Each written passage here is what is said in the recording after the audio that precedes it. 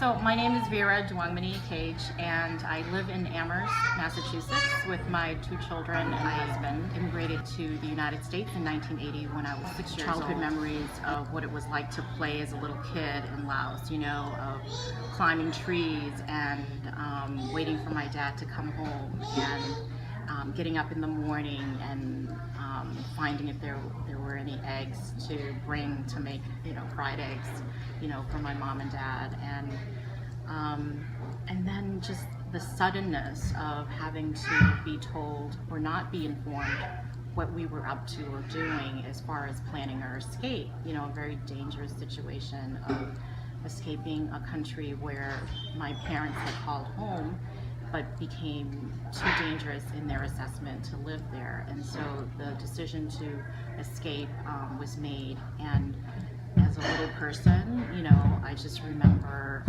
boarding a bus, and my mom packed hot sticky rice, and plenty of beef jerky for us to carry us through the journey of this long, hot, crowded bus ride into a countryside that I never recognized. And going upstairs and meeting up with an elderly woman who helped my mom chart the escape. I in the boat, and my mom instructing me to be quiet because there were people already dead in the bottom of the river, and so if I cried, if I made noise, made a sound, we would be in jeopardy. So I was a very quiet child after those instructions. Even after that, we ended up in the camps, and we got reunited with my dad and my other siblings.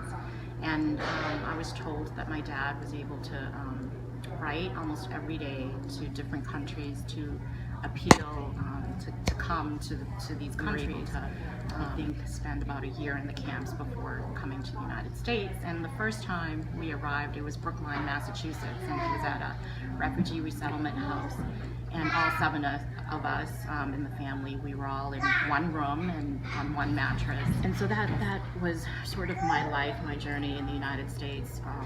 My parents never really looked back, and they just kept moving and surviving. It was just sort of, and transitioning to what life was here was the most important thing. That was, so I think that I've experienced living in the suburbs in the United States. I've lived in the inner city in the United States, and here I am in Amherst, and in the recess of my memory, I was once in Laos. And so I think what to make of that in today's what we're dealing with now with Trump's anti-immigrant stance, and seeing the outpouring of protests of people coming out in the street and making noise. And I think that's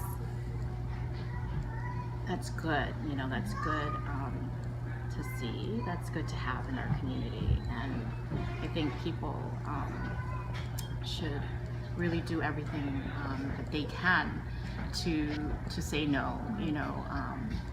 To having very xenophobic viewpoints, and stand up, for people who are oppressed right now.